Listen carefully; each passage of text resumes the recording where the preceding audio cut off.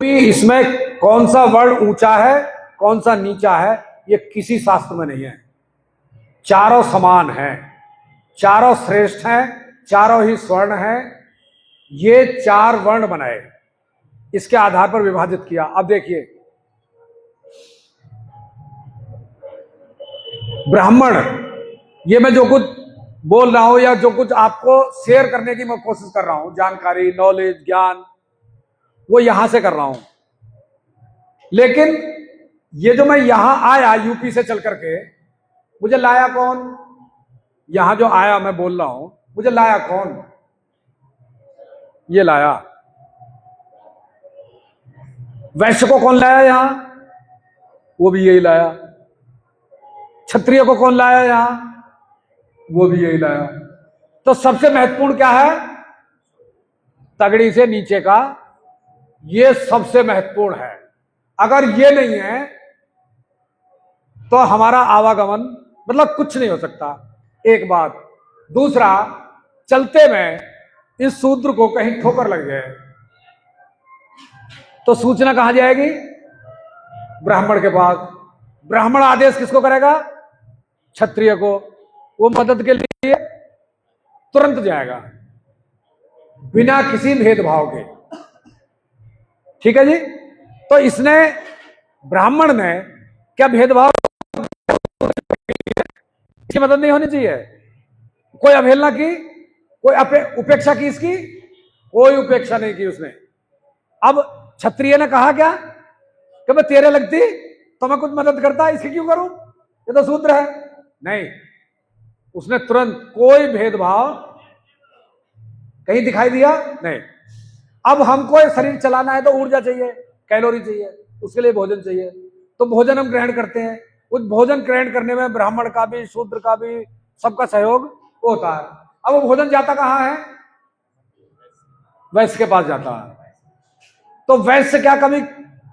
अब जरूरत है शरीर को 1 kg की, गया 100 ग्राम। तो 100 ग्राम क्या वो ये करेगा कि भाई ये तो 100 ग्राम क्षत्रिय के हिस्से का है या ब्राह्मण के हिस्से का है? उसको बराबर, उसका वितरण जो करेगा वो वैश्य, वो बराबर करेगा। जितना भी उसके पास मिला उसका जरूरत के अनुसार विभाजन बराबर हिस्से में करेगा। कोई भेदभाव उसमें नहीं करेगा। ब्राह्मण ज्ञान देने में कोई भेदभाव नहीं करेगा। क्षत्रिय सुरक्षा, अपने धर्म का वो पूरा कोई भेदभाव नहीं करेगा। तो इसी आधार पर समाज विभाजित किया। स्किल जिसके पास था, स्किल, क्योंकि अगर धर्म के विरुद्ध हथियार उठाना है तो हथियार बनाएगा कौन? वो स्किल, जिसके पास स्किल है। तो स्किल तो इसी के पास है सारा। उसे अमली जामा तो यही पहनाता है, ज्ञान ये देता है। तो ये सारी व्यवस्था उस आधार पर समाज को विभाजित किया। वो बात अलग है कि आज क्षत्रिय का काम जो है पुलिस को दे दिया गया है, पुलिस अपना कर्तव्य का पालन ना करे तो वो बात अलग है। क्षत्रिय अपने धर्म से विमुख हो गया। ब्राह्मण कैसे हुआ ये भी मैं आपको बताता हूं। तो ये व्यवस्था बनाई। अब शूद्र कौन, ये तय कौन करता था? ये पैदाइशी नहीं होता था। एक राजा है, राजा के 4 पुत्र हैं।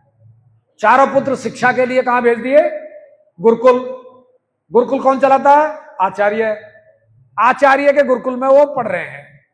अब वो आचार्य जब पढ़ाएगा तो उनका आकलन करेगा चारों का। एक ही राजा के पुत्र हैं चारों, उनका आकलन करेगा।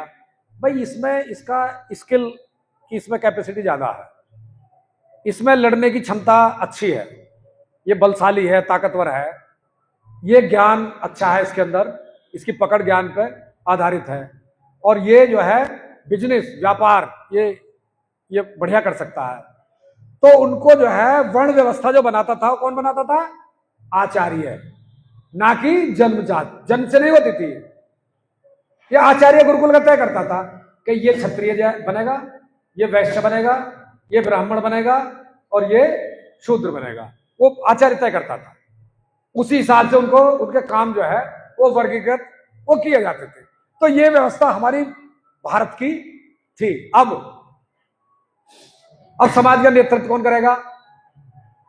समाज का नेतृत्व कौन करेगा जिससे हमारा समाज व्यवस्थित रूप से चले?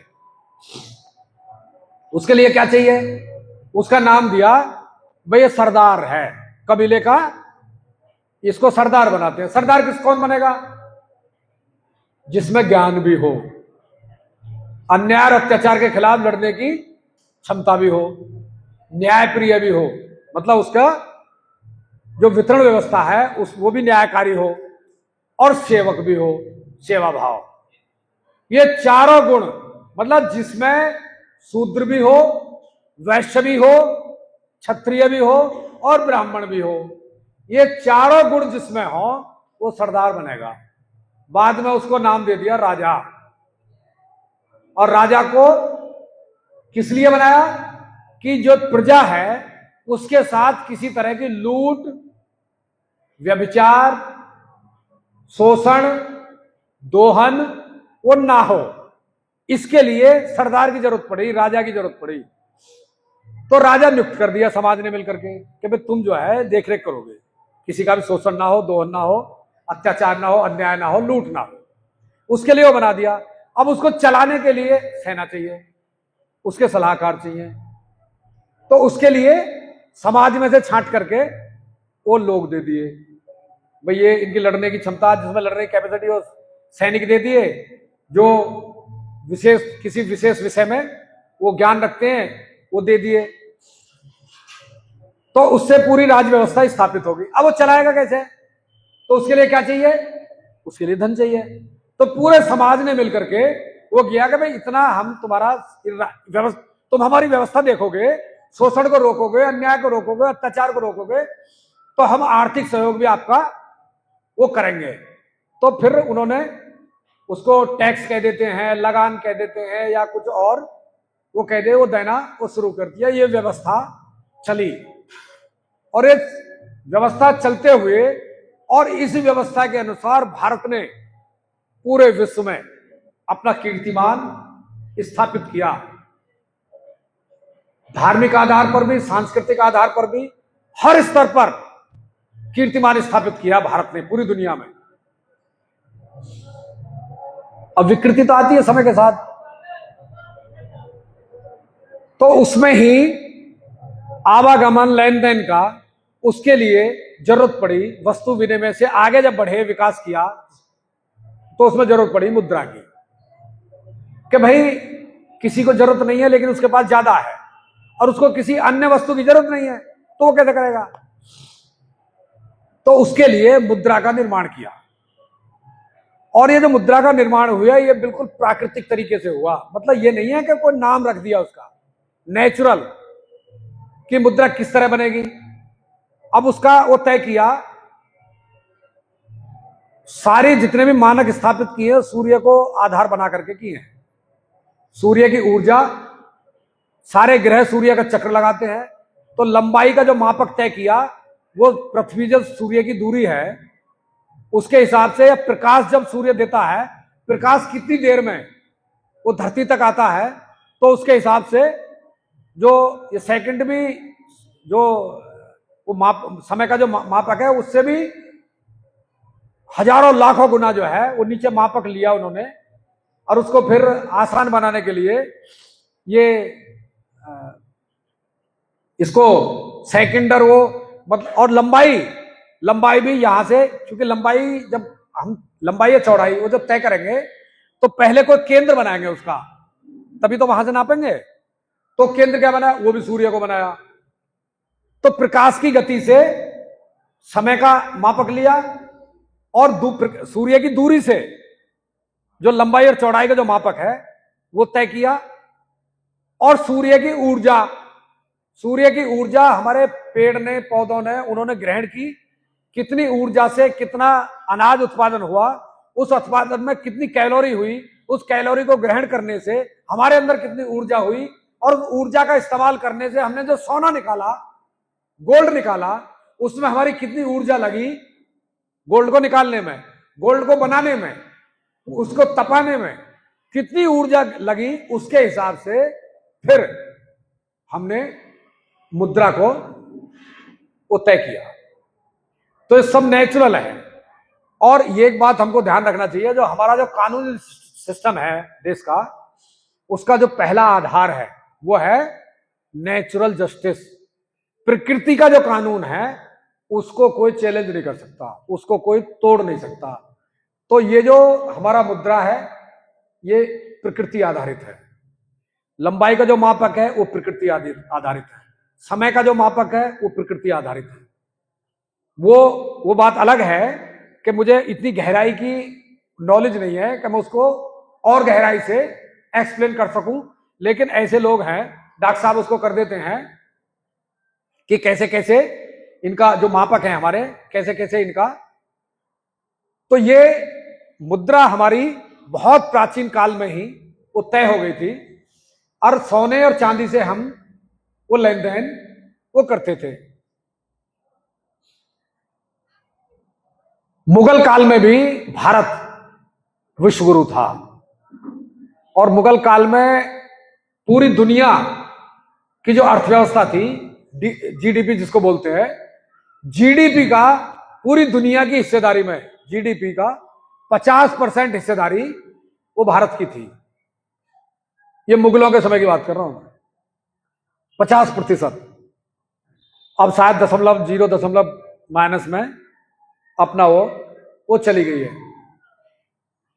तो मुद्रा पहले से थी, लेकिन सन 1540-45 ईस्वी में इस मुद्रा को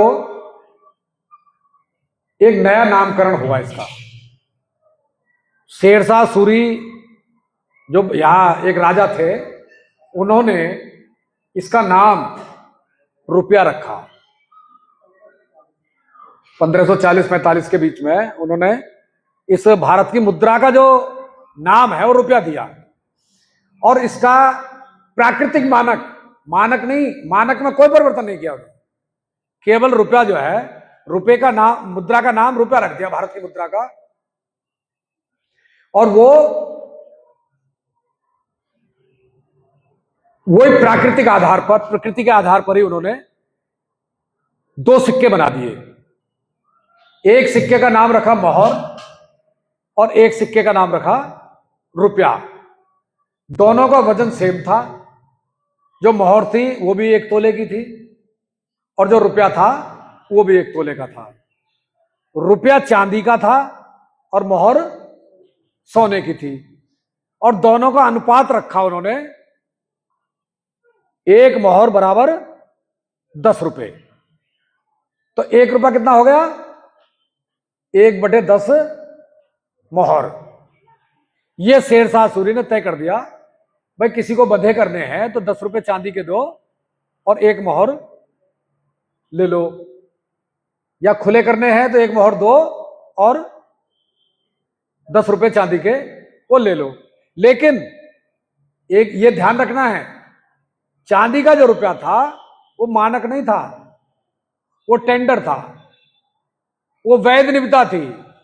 मतलब रुपए का लीगल टेंडर था वो रुपया नहीं था। रुपया, उस रुपए में उस चांदी का जो रुपया था उसका जो मानक था वो 1/10 मोहर थी। 1/10 मोहर। मोहर का मतलब 11.664 ग्राम शुद्ध सोना, 24 कैरेट, उसका 1/10 ये रुपए का मानक था। चूंकि मानक गोल्ड ही था, तो उसी आधार पर भारत, हम सब लेन देन वो करते थे। लेकिन ये रुपया और मोहर, ये जो गांव है, चूंकि गांव व्यापार आधारित नहीं होते थे, व्यापार चलते थे नगर। गांव जो चलते थे वो सामाजिक व्यवस्था पर चलते थे।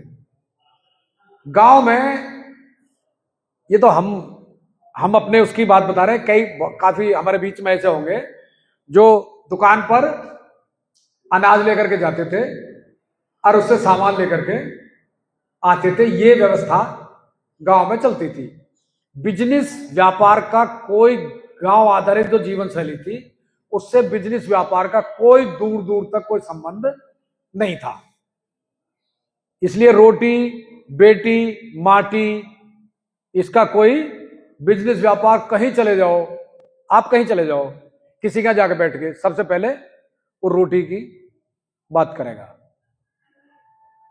और ये कहावत गांव में थी, जिसने रोटी बेकी उसने बेटी बेकी, ये कहावत गांव में वो चलती थी। इसलिए रोटी बेटी माटी का, इसका कोई व्यापार कोई बिजनेस, ये माँ, ये मतलब ऐसी चीज, धरती माँ, उसको माँ बोलते थे, तो ऐसी तो गांव में नहीं होता था। इसलिए गांव में ये व्यवस्था व्यापारीकरण की, क्योंकि गांव में तो खत्तियां होती थी, हर गांव में ऐसा कोई गांव नहीं होता था जिसमें जो अनाज होता था, जो उत्पादन जरूरत से ज्यादा है, पहले साल 2 साल के लिए गांव में वो खत्ती होती थी, उसमें जो है उसको भरते थे।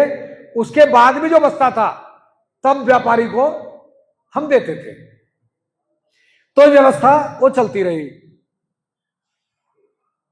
लेकिन जब यहां अंग्रेज आए, अंग्रेजों से पहले जो भी भारत आया वो ज्यादातर तो यहीं रह करके यहीं बस गए, यहीं के हो गए, क्योंकि भारत यहां की भौतिक चकाचौंध को देख करके इतने हो जाते थे कि यहां अतिथि देवो भव की भावना थी, सर्वे भवन्तु सुखने की कामना करता था।